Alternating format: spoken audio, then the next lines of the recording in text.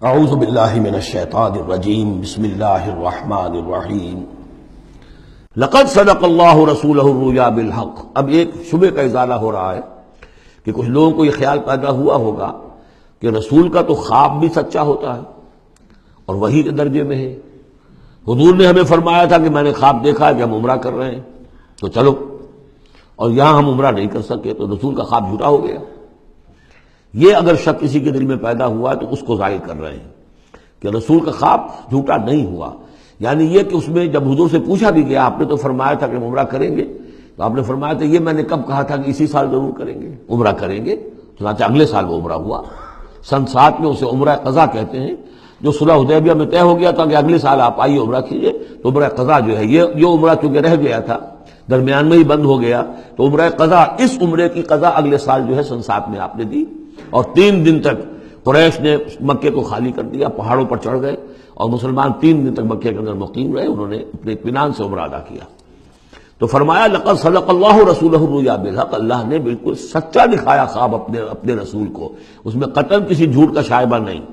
لَتَدْخُلُنَّ الْمَسْجِدَ الْحَرَامَ إِنْ شَاءَ اللَّهُ آمِنِينَ مُحَلِّقِينَ رُؤُوسَكُمْ وَمُقَصِّرِينَ لَا تَخَافُونَ، تم اے مسلمانوں لازماً داخل ہوگے مسجد حرام میں انشاءاللہ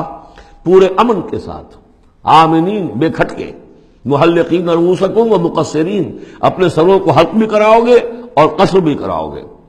سر منڈوا دینا احرام کھولتے ہوئے یہ گویا کہ حلق ہے، اور چھوٹے بال کر دینا یہ قصر ہے۔ تو محلقین رؤوسکم ومقصرین لا تخافون، اور تمہیں کوئی اندیشہ نہیں ہوگا، یعنی جو ہو گیا اگلے سال کہ بالکل مکہ خالی، کوئی اندیشہ نہیں، کوئی مٹ بھیڑ نہیں، کسی طرف سے کوئی تانا نہیں، کوئی بری بات بھی سننے میں نہیں آئی، اور وہ سب لوگ جو ہیں وہ رہے اپنے پہاڑوں کے اوپر۔ فعلم ما لم تعلموا، تو اللہ جانتا ہے جو تم نہیں جانتے۔ فجعل من دون ذلک فتحا قریبا، تو اس کے بعد اللہ تعالیٰ نے ایک بڑی فتح رکھی ہے قریب، یعنی یہ کہ اس کے فوراً بعد اس سے ورے، اس لیے کہ اس عمرہ قضا سے پہلے فتح خیبر ہوئی ہے، اور بہت جو مغانم کا تذکرہ ہو رہا ہے اس میں جو غنیمت آئی ہے بہت نمایاں، وہ غزوہ خیبر کی ہے۔ ایک تو یہ کہ یہودیوں کا گڑھ تھا، بہت مالدار تھے، پھر یہاں سے جو گئے تھے 2 قبیلے نکل کر گئے تھے، وہ بھی اکثر ان میں سے وہیں آباد ہو گئے تھے، تو وہ ان کی بڑی جمعیت تھی وہاں پر، اور یہودی ویسے مالدار ہوتے ہیں، تو وہاں پہ جو غنیمت ملی ہے مسلمانوں کو اس کے طرف اشارہ ہو رہا ہے۔ اللہ تعالیٰ نے اس سے پہلے کہ تم عمرہ قضا ادا کرو اور جب تم داخل ہوگے مسجد حرام، اس سے پہلے جو ہے اللہ تعالیٰ تمہیں فتح دے گا، نصیب کرے گا۔ اب وہ آیت آ گئی، هو الذی ارسل رسولہ بالہدی ودین الحق لیظہرہ علی الدین کلہ،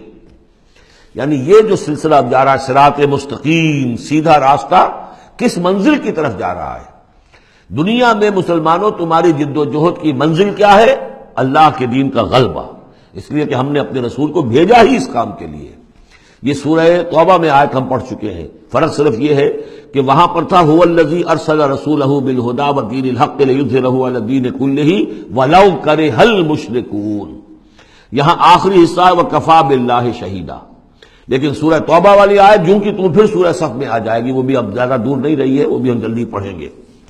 تو اللہ نے تو بھیجا ہے اپنے رسول کو صلی اللہ علیہ وسلم الہدا دے کر، یعنی قرآن حکیم جو ہدایت کاملہ ہے، نو انسان را پیام آخری حامل او رحمت للعالمین،